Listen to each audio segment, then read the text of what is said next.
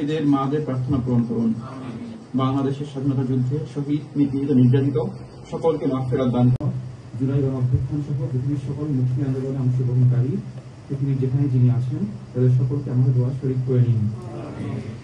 প্রবাসীগণ তাদেরকে আরো বেশি করে দেশের জন্য কাজ করা তৌফিক দান করুন।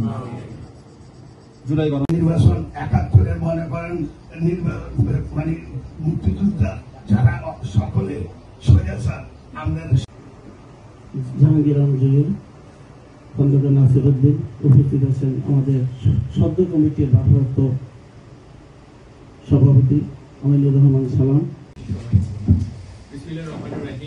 সম্মানিত অতিথিবৃন্দ, আমার প্রিয় প্রবাসী ভাই ও বোনেরা, প্রিন্ট ও ইলেকট্রনিক মিডিয়া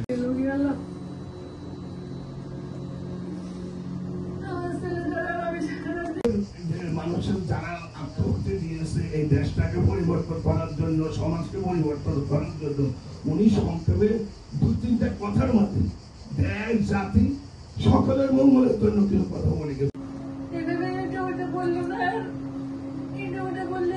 জানে না যে শেখ হাসিনা যেভাবে পলায়ন করেছে, আমার মনে হয় মানুষ যারা সংগঠন চালা তারা বুঝে ফেলেছে। আমার মনে হয় সকলে কোন পরামর্শ কনস্ট্রাকটিভ সমালোচনা করি যাতে করি we should become we should go to our destiny।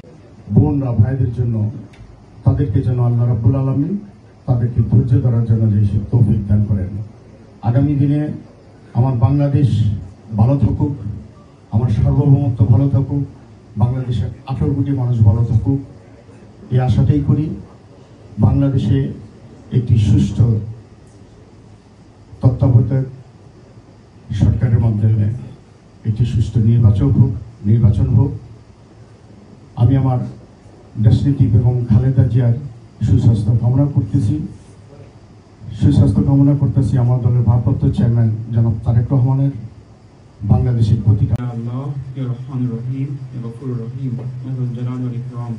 দলের নেতৃবৃন্দদের কঠিন আন্দোলনে স্বৈরাচার হাসিনার পতন হয়েছে। আমরা চাই এখন আমাদের কি কাজ, আমরা অবশ্যই এই বিপ্লবকে ধারণ করব। ঐক্যবদ্ধভাবে আমরা দেশ জাতিকে এগিয়ে নেওয়ার জন্য সকল স্থান থেকে আমরা কাজ করবো। আমি তো তীর দিয়ে শেষ করতে চাই। বন্ধুদের মতো কাজ করতো, তাদের খোঁজ নেওয়ার জন্য আমরা সবসময় চেষ্টা করছি এবং আমরা চেষ্টা করতাম। অফিসার ছিল সালাউদ্দিন সাহেব, লস্কর সাহেব, বাবুল দাস সাহেব, হামিদ সাহেব। বিচার ও মানবিক মর্যাদা নিয়ে যে বাংলাদেশ গঠিত হয়েছে, লাখো শহীদের রক্তে যে বাংলাদেশ গঠিত হয়েছে, এই বাংলাদেশ কারো বাপের কেনা না। আমি শুধু শেখ হাসিনার থেকে সঠিক বাংলাদেশটা চিনিয়ে নিবে, তার হাতে দুঃশাসন ছিল। সেই অভ্যুত্থানে আমরা যারা বৈষম্য বিরোধী আন্দোলনে যারা নিহত হয়েছে, যারা ছাত্ররা যখন করছেন, দূতাবাসকে অশেষ ধন্যবাদ, আমাদেরকে দাওয়াত দেওয়ার জন্য অশেষ ধন্যবাদ। তার নামটা নিতে আমার লজ্জা হয়। তার যে পেটুয়া বাহিনীর দ্বারাই গণহত্যা চালিয়েছে। একসাথে ঐক্যমত কমিশনের মাধ্যমে সকল পেশাজীবী সংগঠনের মতামত নিয়ে একটা রাষ্ট্র নির্মাণের কাজ। এটা থেকে রিকভারিতে আসতে হবে। এই ব্রুটালিটি, এই সিস্টেম্যাটিক অপারেশন, প্রথাবাদের দর্শনের সেই বাংলাদেশী, যে বাংলাদেশ সমতল, পাহাড়, গারো, দলের পক্ষ থেকে আমি মাদারীপুর জেলা সমিতির একজন সাধারণ সম্পাদক হিসেবে আমি বিশাল বাংলাদেশে ছিলাম। বাংলাদেশে যারা ছিল না 5ই আগস্ট পর্যন্ত বা জুন জুলাইতে যারা বাংলাদেশে ছিল না, দিব ভাইরা, এই গণ অভ্যুত্থানে এখান থেকে না, সেই স্বৈরাচার। আমি আশা করবো আজকের যে ইয়াং রাষ্ট্রদূত কিংবা ইয়াং যে ওয়েস্টে আসেন ইটালি, আমাদের ইটালির মাধ্যমে আমরা আশা করবো আপনাদের মাধ্যমে এই জোনটা যাত্রাবাড়ি আমাদের নারায়ণগঞ্জ, একটা উত্তরা, একটা মিরপুর।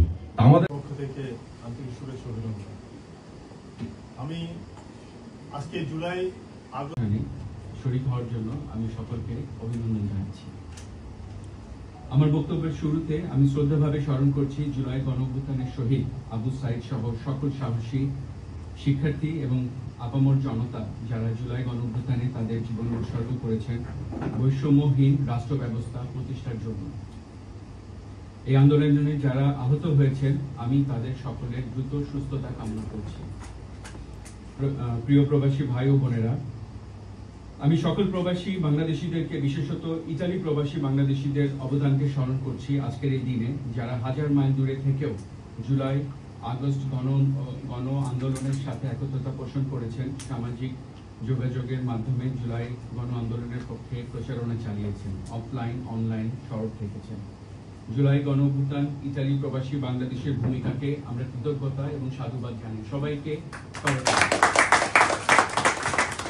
আজকে এখানে জুলাই গণ অভ্যুত্থানের সাথে যারা জড়িত অনেকেই আছেন, বিশেষ করে ছাত্র বা কমিউনিটি নেতৃবৃন্দ এবং ইলেকট্রনিক মিডিয়া, তাদের যেই যে কমিটমেন্ট ছিল সেটাকে আমরা ডিপলি অ্যাপ্রিশিয়েট করি from our mission point of view.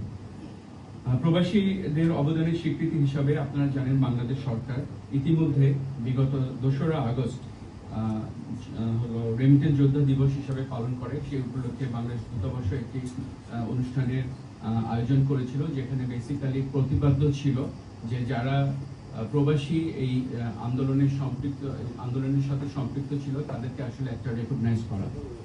প্রিয় উপস্থিতি, সরকারি চাকরিতে বিদ্যমান কোটা পদ্ধতি সংস্কারের দাবিতে শুরু হওয়া এই আন্দোলনে এক ঐতিহাসিক রূপান্তরের মাধ্যমে বৈষম্যহীন রাষ্ট্র গঠনের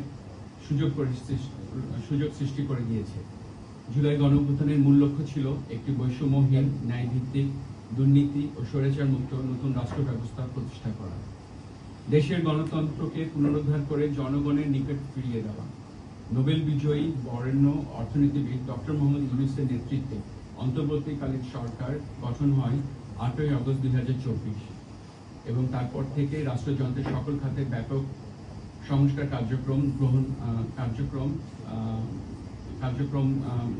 সংস্কারের কার্যক্রম শুরু হয়। প্রবাসী বান্ধব অন্তর্বর্তীকালীন সরকার ক্ষুধা ও দারিদ্র দূরীকরণ, স্বনির্ভর, আত্মমর্যাদাশীল জাতি হিসাবে নিজেদেরকে গড়ে তোলার একটি অবিষ্ট লক্ষ্য অর্জনের জন্য পরিচালিত হচ্ছে। একটি শান্তিপূর্ণ, অবাধ, নিরপেক্ষ নির্বাচনের মাধ্যমে একটি জনগণের কাছে রাষ্ট্রের সকল ক্ষমতা ফিরিয়ে দিতে অন্তর্বর্তীকালীন সরকার কাজ করে যাচ্ছে। অন্তর্বর্তীকালীন সরকার প্রবাসীদের ভোটাধিকার নিশ্চিতের উদ্যোগ নিয়েছেন, আপনারা জানেন। আমরা আশা করি প্রবাসী বাংলাদেশিরা আগামী সাধারণ নির্বাচনে তাদের ভোটাধিকার প্রয়োগ করতে পারবে ইনশাআল্লাহ। সরকারের এই অভিযাত্রায় প্রবাসী বাংলাদেশিরাও গুরুত্বপূর্ণ ভূমিকা পালন করতে পারে বলে আমরা বিশ্বাস করি। তাই ইতালিতে অবস্থানরত সকল প্রবাসী বাংলাদেশিদেরকে আমি জুলাই গণ অভ্যুত্থানের চেতনায় আত্মমর্যাদাশীল বাংলাদেশ গড়ে তুলতে আত্মনিয়োগ করার জন্য অনুরোধ জানাচ্ছি।